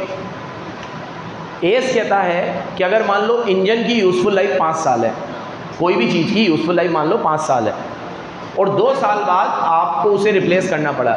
लाइफ थी 5 साल लेकिन नहीं चला, क्वेश्चन अपन ने ऐसा ही करा था, 2 साल बाद ही रिप्लेस करना पड़ा। तो आप 2 साल बाद उसकी जो कॉस्ट है वो तो हटाओ और नए वाले की कॉस्ट को ऐड करो, लेकिन जो हटाओ वो डेप्थ माइनस करके हटाओ। तो अगर वो कॉस्ट के अंदर ऑलरेडी डेप्थ के साथ था तो आप उसकी अलग से एक वर्किंग बनाओ। जैसे मान लो आपने तो पूरा एयरक्राफ्ट दिखा रखा था 100 करोड़ का, उसमें इंजन 20 करोड़ का था, तो आप 20 करोड़ को यहाँ अलग दिखाओ, 20 करोड़ में से 2 साल का डेप्थ लेस करो, 20 करोड़ बराबर सुन लेना, ये प्रैक्टिकल भी कवर कर रहा हूँ मैं। 20 करोड़ का मान लो 2 साल का डेप्थ हुआ 5 करोड़ और वो बचा 15 का, तो मतलब ये 100 करोड़ में उसकी वैल्यू 15 होगी। तो ये जितनी भी इसकी WDV आ रही है, मान लो 70 करोड़ आ रही है, 100 करोड़ तो पूरे की है ना, 2 साल में इसकी WDV आ रही है 70, ये 70 में वो वाली चीज़ 15 की है, तो वो 70 में से 15 हटाओ, तो 70 में से 15 हटाओगे 55, और अब जो नया इंजन खरीदा है वो 40 का है, तो 55 में 40 जोड़ दो, तो PP होगी 95। क्या ये बात मैं समझा पा रहा हूँ? एक बार और देखो, अगर मान लो मेरी पूरी PPE थी, उसमें एक इंजन भी था या कोई दूसरी चीज़ थी, वो जो दूसरी चीज़ थी उसको अब हमें रिप्लेस करना है, तो एस कहता है कि उसको रिप्लेसमेंट की जो कॉस्ट लगेगी वो PP में ऐड होंगी, और जो पुरानी वाली कॉस्ट चल रही थी वो, इसको ये ऐसे लिखता है कि पुरानी वाली को डी रिकॉग्नाइज करो और नई वाली को रिकॉग्नाइज करो। ये वर्ड ऐसे यूज़ करता है सुरभि, ये वाले वर्ड यूज़ करेंगे, पुरानी वाली को डी रिकॉग्नाइज करो और नई वाली को रिकॉग्नाइज करो। सामने देखो, अब पुरानी वाली जो मुझे डी रिकॉग्नाइज करनी है उसकी कॉस्ट मैं वर्किंग नोट पे निकालूंगा। मान लो पुरानी वाली चीज़ 20 की थी और वो 3 साल चली या 2 साल चली, जितने भी साल चली उसको डेप्थ काट कूट के वो 15 की बची है, वो वर्किंग नोट में पता चल जाएगा क्योंकि डेप्रिसिएशन की रेट क्वेश्चन में होगी, तो 15 है, तो इस पूरी में भी उसकी कॉस्ट 15 होगी। तो अभी ये पूरी 70 है, उसमें वो 15 है, तो 70 में से, तो PP account debit 1500, depreciation 600, to revaluation reserve 900। अपने आप वो रिवैल्यूएशन में कितने गए, क्योंकि आपने 600 की चीज़ को 1500 पे दिखाया था, तो 900 का ही तो गेन था, गेन चला गया। ये मेथड 1 सबसे सही है। मेथड 2 तो इससे भी सही है। मेथड 2 कहता है क्या मगजमारी तुम्हारी ऐसी तैसी, 900 रुपये सीधे रिवैल्यूएशन में फेंको। देखो मेथड 2 क्या कहता है, एक्यूमुलेटेड डेप को तो PP में से हटा दो जो पहले का डेप है, और अभी का जो है PP सीधे 900 से बढ़ा दो, 900 से बढ़ाओ और 900 रुपये रिवैल्यूएशन में डाल दो। मतलब वो ग्रॉस क्रॉस करने की जरूरत नहीं है, सिंपल क्या है, आपने एसेट 900 से बढ़ाई है ना, तो PP को 900 से बढ़ा दो, PP account debit 900, to revaluation 900, सीधे 900 रुपये किस में डाल दो, रिवैल्यूएशन। ठीक है, method 1 gross method, method 2 method. किसी को कोई डाउट है इसमें? कुमकुम समझ में आया ये मेथड? यहाँ पे बेटा, यहाँ पे क्लियर है? पीछे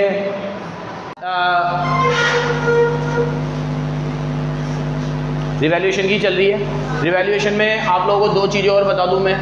रिवैल्यूएशन जब भी आप करोगे तो आप वो पैसा रिवैल्यूएशन रिजर्व में डालोगे। इसमें 2 बातें हो जाएंगी, अगर नया नया रिवैल्यूएशन रिजर्व है तो वो तो आरआर में चला जाएगा, लेकिन आपने पहले भी कभी रिवैल्यूएशन किया था, और जब आपने पहले रिवैल्यूएशन किया था तो रिवैल्यूएशन में गेन ही आया था, तो वो पैसा तो आरआर में होगा, तो ये वाला भी आरआर में डाल दो।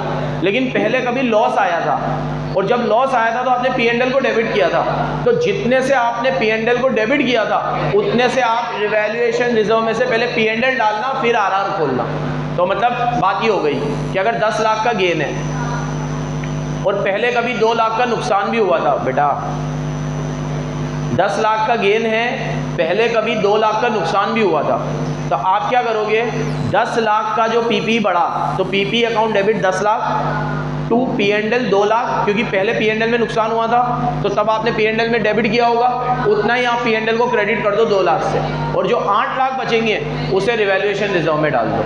ठीक है, ये तो गेन की बात हो गई। अब लॉस की, अगर रिवैल्यूएशन में डिक्रीज आ रहा है तो आप उसे पी&एल में डालो, लेकिन पहले कभी रिवैल्यूएशन में इंक्रीज आया था, हर बार में रिवर्स पकड़ना है, पहले कभी इंक्रीज आया था तो जितना आपने आरआर में डाला था उतना पहले आरआर को डेबिट करो और फिर पी&एल खोलो। जैसे 10 लाख से पीपी कम हुई तो नीचे आएगा 2 पीपी, लेकिन पहले कभी 2 लाख से बड़ी भी थी तो 2 लाख आरआर में पड़े होंगे, तो RR account debit 2 lakh, P and L account debit 8 lakh, तो आप पी&एल को डेबिट कितने से करोगे, 8। एक बार और मोरल ऑफ द स्टोरी, अगर नॉर्मली गेन हो रहा है तो आरआर में जाएगा, आरआर में जाएगा, और नॉर्मली लॉस हो रहा है तो पी&एल में जाएगा।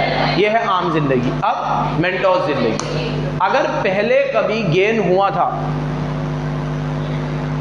और आज भी गेन ही है तो कोई दिक्कत नहीं है, पहले कभी लॉस हुआ था आज गेन है, तो जितना लॉस हुआ था उतने से पहले पी&एल डालो फिर आरआर खोलो। अब इधर आओ, इधर फर्स्ट प्रेफरेंस पी&एल को देनी है, तो पहले कभी आरआर में गेन पड़ा हुआ था और आज लॉस हुआ है, तो जितना गेन था उतने से आरआर को डेबिट करो और बाकी का पी&एल में डालो। ठीक है, तो ये बात हो गई। मतलब लॉजिकली समझे तो बड़ा सिंपल है कि अगर आज आप कह रहे हो गेन हुआ है, इतना चिल्ला के बोल रहे हो गेन हुआ है, तो साला पहले लॉस भी तो हुआ था, जब लॉस हुआ था तब तो पी&एल में डाल दिया और अभी आरआर में डाल दोगे, तो वो जो लॉस से पी&एल को डेबिट किया था उतने से तो क्रेडिट करो। और यहाँ पे आप चिल्ला के लॉस हो गया, साला पहले कभी गेन भी तो हुआ था, तो जितना पहले गेन हुआ था उतना पी&एल में उतना डेबिट करो पहले और बाकी का पैसा पी&एल से चार्ज करो। तो सिंपल सी रूल, एकदम लॉजिकल चीज़ है। ये तो रिवैल्यूएशन में हो गया। नेक्स्ट, अब जितना भी रिवैल्यूएशन रिजर्व में पड़ा हुआ है, ये थोड़ा टेक्निकल है, ध्यान से सुनना। जब भी एग्जाम आता है इसका फोटो खींच के बच्चा मुझे भेजता है। ऐसी 2-3 चीज़ें मैं आपको हमेशा नोटिस में डालता रहता हूँ। मेरे पास्ट एक्सपीरियंस से इसके फ़ोटो मेरे पास सबसे ज़्यादा आते हैं। सर ये वापस बता दीजिए, बताया था आपने, ठीक है। इस वीडियो का भी मिनट देख लेना, अगर कभी मेरे को परेशान ना करना हो तो इसी को वापस खोल लेना। एग्ज़ाम में आपको एक बार तो आएगा ये दिक्कत। देखो, शायद अब ना भी आए। यहाँ देखो, जितना भी रिवैल्यूएशन रिजर्व में पड़ा हुआ है, मैंने कहा था उस होल सरप्लस को रेवेन्यू रिजर्व में, मतलब जनरल रिजर्व में डाल देना। कब तक वो आरआर में पड़ा रहेगा यार, सड़ गया है वहाँ पे। कब आप उसे जनरल रिजर्व में डाल देना, जब आप उस एसेट को डिस्पोज कर दो या रिटायर कर दो, एक्टिव यूज से हटा दो। देखो सिंपल सी गणित है, मेरी तरफ देखो। अगर आप उसे एक्टिव यूज से हटा ही चुके हो तो अब आप उसे कैपिटल रिजर्व क्यों मान रहे हो, अब तो जनरल रिजर्व बन गया। जैसे एक मैंने एसेट खरीदी थी, उसे मैंने रिवैल्यू किया था, रिवैल्यू करने पे मेरे पास 10 करोड़ का गेन हुआ था। अब वो एसेट को मैंने बेच भी दिया, बेचने पे भी मुझे कोई प्रॉफिट हुआ, उसकी बात आगे करेगा ये। बेचने पे जो प्रॉफिट होगा तो पी&एल में जाएगा, उसे आरआर में मत डाल देना, वो रियलाइज गेन है, ये अनरियलाइज्ड है। क्या बात समझा पा रहा हूँ मैं? इंटर के बच्चों, ये चीज़ हमें समझ में आनी चाहिए। एसेट अगर मैं बढ़ाता हूँ, कम करता हूँ तो अनरियलाइज है, बेचा थोड़ी है। लेकिन अगर मैंने एसेट को बेच ही दिया तो जितना भी पैसा आएगा वो रियलाइज गेन है। तो जो बेचने पे पैसा आएगा वो रियलाइज्ड है। रियलाइज गेन को पी&एल में डालना है, लॉस होगा तो भी पी&एल में डालना है, वो रियलाइज्ड है, उसकी बात आगे करेगा ये। बराबर सुन लेना बच्चों, देखो इसको साइड में। अब जब आप उस एसेट को रिवैल्यू कर रहे हो, तो कोई एसेट मैंने 10 साल पहले खरीदी थी, उसको रिवैल्यू किया, रिवैल्यूएशन रिजर्व में 10 करोड़ रुपए पड़े हुए हैं, एंड आई एम लाइक यार 10 करोड़ रुपए रिवैल्यूएशन में पड़े हुए हैं, अब तो मैंने ये एसेट भी बेच दी है, अब क्यों मैं इसको रिवैल्यूएशन रिजर्व में दिखा रहा हूँ? ये एसेट का पैसा है ना, मैंने रिवैल्यूएशन करके कमाया था इसको, अब तो मैंने एसेट भी बेच दी, तो वो 10 करोड़ रुपए आप रेवेन्यू रिजर्व में ट्रांसफर कर सकते हो, इसमें कोई दिक्कत नहीं है, जनरल रिजर्व में डाल दो। लेकिन अगर मान लो आपने अभी तक एसेट को रिटायर नहीं किया, डिस्पोज नहीं किया, तब भी आप कुछ सरप्लस को जनरल रिजर्व में डाल सकते हो। लेकिन वो कैसे निकाला जाएगा? आप पहले डेप्रीसिएशन नॉर्मल कैरिंग अमाउंट पे जितना आपका अभी फेयर वैल्यू पे लग रहा है उस हिसाब से डेप लगाओ, और अगर आप इसको ओरिजिनल कॉस्ट पे चलाते तो कितना डेप लगता, इन दोनों का जो डिफरेंस आएगा ना उतना अमाउंट आप रेवेन्यू रिजर्व में डालोगे, उससे ज़्यादा नहीं डालोगे। मतलब ये वाला केस है ना ऑप्शनल है, क्योंकि अभी आपने एसेट को बेचा नहीं है, लेकिन आपको क्या खुजली हो रही है? क्या खुजली हो रही है कि रिवैल्यूएशन रिजर्व का पैसा किस में ले लेते हैं? जनरल रिजर्व में। तो आपकी खुजली मिटाने के लिए एएस 10 ये कहता है कि थोड़ा बहुत डाल दो जनरल रिजर्व में। थोड़ा बहुत कितना? उसका लॉजिक है। अगर आप नॉर्मल तरीके से डेप लगाते तो कितना लगता? रिवैल्यूड फिगर में कितना डेप लगा रहे हो? तो रिवैल्यूड वाले में ज़्यादा लगा रहे हो, नॉर्मल वाले में कम लगता ओरिजिनल कॉस्ट में। तो जितना डिफरेंस आ रहा है उतना तो P&L में जाता ही जा रहा है ना, तो उतने अमाउंट का आप जनरल रिजर्व बना सकते हो, उससे ज़्यादा का। जैसे एक सिंपल एग्जांपल देता हूँ, सिंपल एग्जांपल, एकदम सिंपल, वर्ड पे मत जाना। अगर मैं नॉर्मल डेप लगाता तो 10 करोड़ का लगता, रिवैल्यूएशन वाली फिगर पे 15 का लग रहा है, तो 15 में से अगर मैं 10 माइनस करूं तो 5 का मेरा डेप ज़्यादा लग रहा है। जब मेरा 5 का डेप ज़्यादा लग रहा है तो मैं P&L में 5 ज़्यादा डाल ही रहा हूँ ना। तो आज अगर मेरे रेवैल्यूएशन रिजर्व में से मैं 5 लाख जनरल रिजर्व में ले लेता हूँ तो आपको क्या दिक्कत होगी? मैं 5 जनरल रिजर्व में ले रहा हूँ तो 5 P&L में दे भी तो रहा हूँ, मैं ज़्यादा डेप लगा के P&L में ज़्यादा भी तो डाल रहा हूँ। तो जब मैं P&L में ज़्यादा डेबिट कर रहा हूँ तो अगर मैं 5 जनरल रिजर्व में ले भी ले लेता हूँ RR से तो क्या दिक्कत है? लॉजिक याद रखना, हर चीज़ का लॉजिक है। तो इसलिए ये लोग कहते हैं कि अगर आप नॉर्मल तरीके से जो डेप लगाते हैं और आप रिवैल्यूड फिगर पे जो डेप लगा रहे हो, इन दोनों का जो डिफरेंस आता है ये वो अमाउंट है जो आप P&L में ज़्यादा डाल रहे हो। तो अगर ये अमाउंट आप P&L में ज़्यादा डाल रहे हो तो इतना ही अमाउंट आप रिवैल्यूएशन रिजर्व में से जनरल रिजर्व में डाल भी सकते हो। ये ऑप्शनल है, लेकिन आपको करना हो तो करो, नहीं तो कोई दिक्कत नहीं है। समझ गया बराबर? ये बात याद रखना। नेक्स्ट, डेप्रीसिएशन में ज़्यादा बात करने की ज़रूरत नहीं है, सिंपल है। ये हमारा 8th टॉपिक हो गया। डेप्रीसिएशन जो है वो कैसे लगेगा?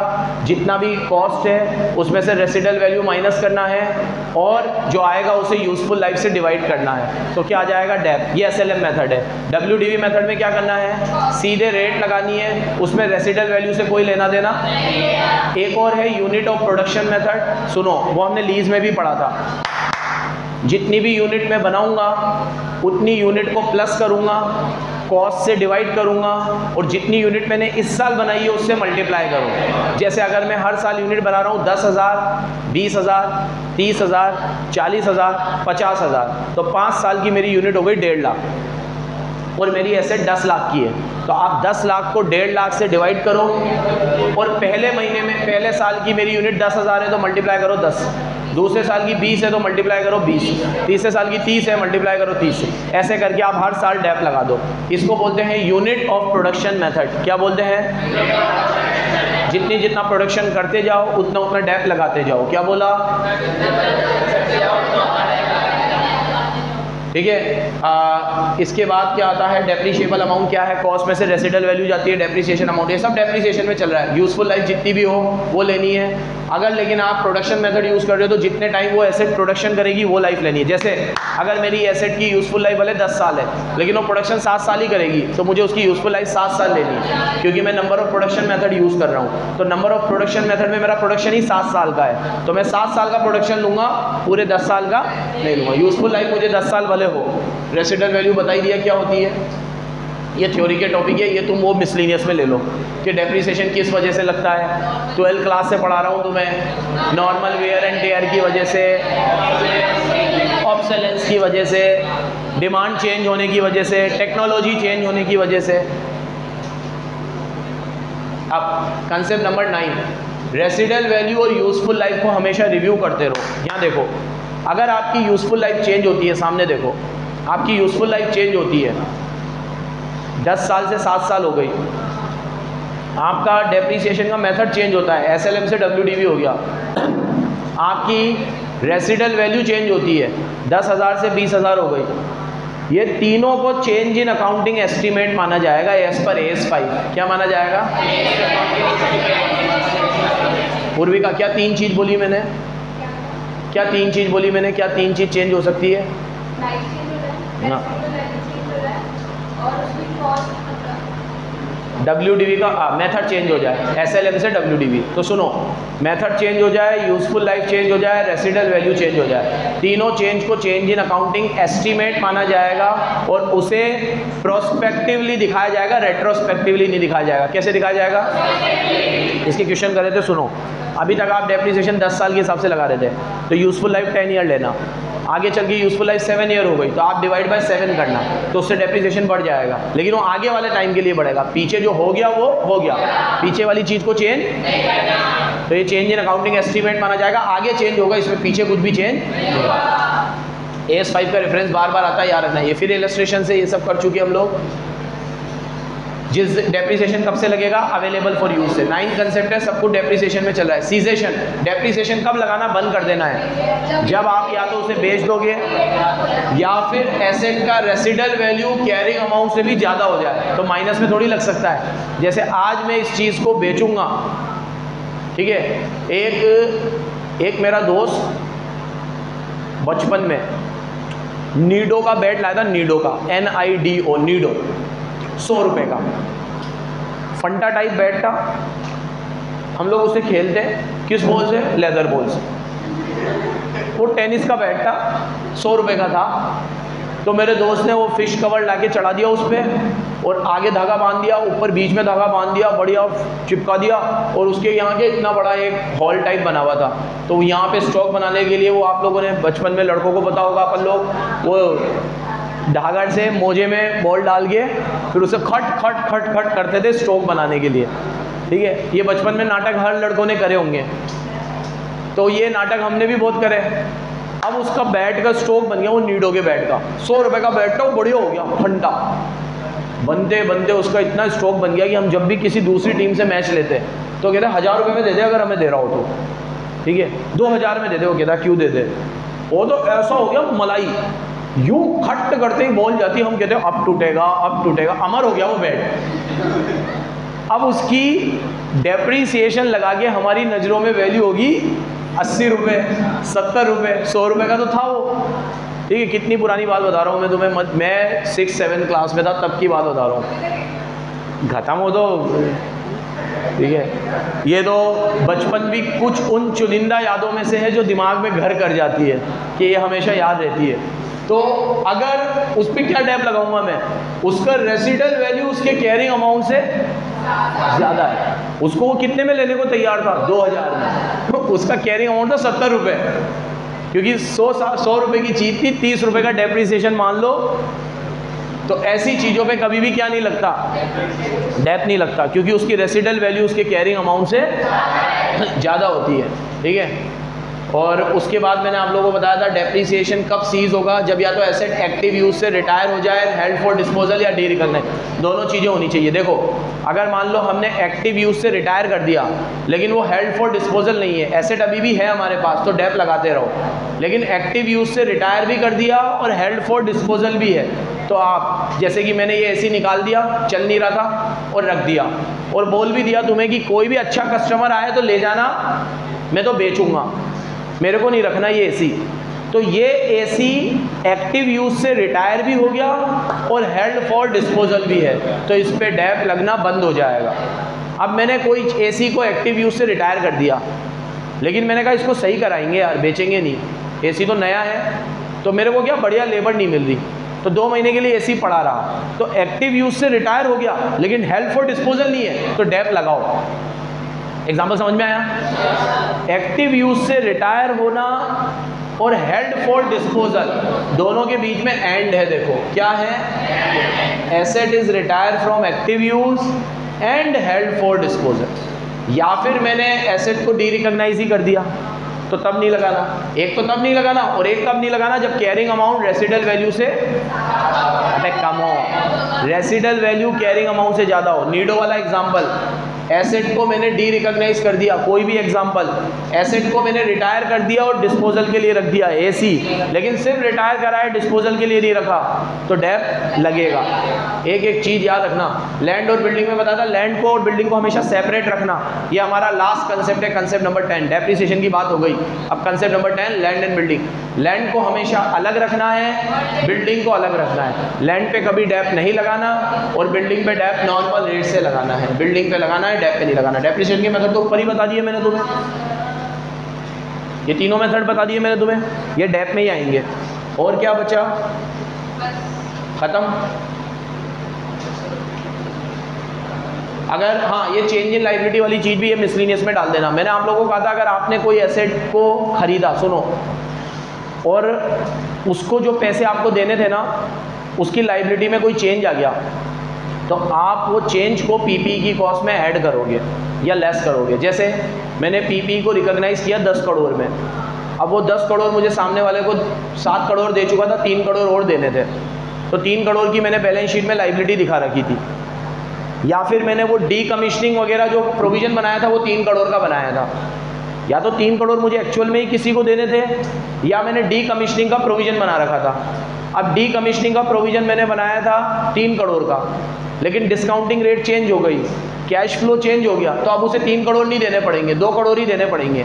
या इधर जो लायबिलिटी थी वो 3 करोड़ दिखा रखी थी, लेकिन उसको भी 3 करोड़ नहीं देने, 2 करोड़ ही देने हैं। तो 1 करोड़ से जो मेरी लायबिलिटी कम हुई है, वो 1 करोड़ में P&L में ना डाल के पीपीई की कॉस्ट में से कम करूँगा। सेम ऐसे ही अगर 3 करोड़ की जगह 4 करोड़ देने पड़ेंगे, तो वो 1 करोड़ में पीपीई की कॉस्ट में ऐड करूँगा। तो क्या लिखा हुआ है, अगर लायबिलिटी में कोई भी चेंजेस हुआ है, शुड बी एडेड टू और deducted from the cost of asset. वो एसेट में से या तो कम होगा या एसेट में बढ़ेगा। एग्जांपल याद रखोगे, जैसे मैंने कोई पीपीई 10 करोड़ में खरीदी, मैंने 10 करोड़ में एक हॉस्टल खरीदा। अब हॉस्टल खरीदने के बाद कोटा का एग्जांपल देता हूँ, हमेशा याद रहेगा। मैंने 10 करोड़ में हॉस्टल खरीदा 2 साल पहले, और मैंने पीपीई दिखा दी 10 करोड़। जिससे हॉस्टल लिया वो मेरा मिलने वाला है, उसको 2 करोड़ रुपये मैंने बाकी रख दिए।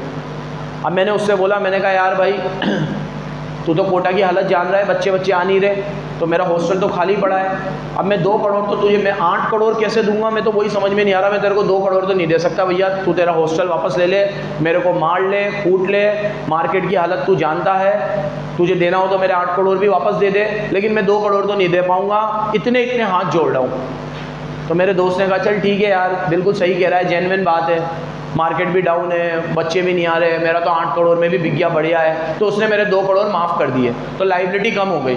तो जैसे ही 2 करोड़ की लायबिलिटी कम हुई, आप 2 करोड़ से पीपीई की कॉस्ट, और अगर लायबिलिटी बढ़ी है तो पीपीई की कॉस्ट को, ये मिसलिनियस में डालना इस टॉपिक को। लेकिन अगर आपने रिवैल्यूएशन रिजर्व खोल रखा था तो कहने की जरूरत नहीं है, पहले वो कहाँ से लेना, रिवैल्यूएशन रिजर्व से, है ना, और बाद में पीपीई की कॉस्ट में ऐड लेस करना, खत्म।